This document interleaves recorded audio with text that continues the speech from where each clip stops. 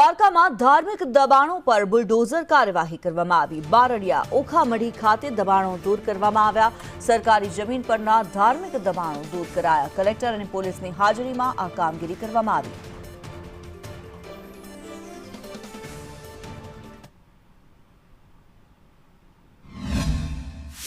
દેવભૂમિ દ્વારકામાં ફરી પાછું દાદાનું બુલડોઝર આજે ફેરવી દેવામાં આવ્યું છે।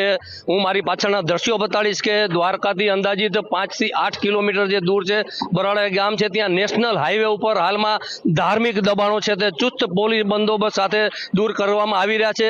કહી શકાય કે છેલ્લા કેટલાય સમયથી જે સરકારી જમીનો ઉપર ક્યાંક ને ક્યાંક જે દબાણો કરવામાં આવી રહ્યા હતા, ત્યારે હાલમાં આપ જોઈ શકો છો કે જે ધાર્મિક દબાણો છે હાઈવે રોડ ઉપર ત્યાં હાલમાં દૂર કરી દેવામાં આવ્યું છે। ચુસ્ત પોલીસ બંદોબસ્તની ટીમ અહીંયા ગોઠવી દેવામાં આવી છે।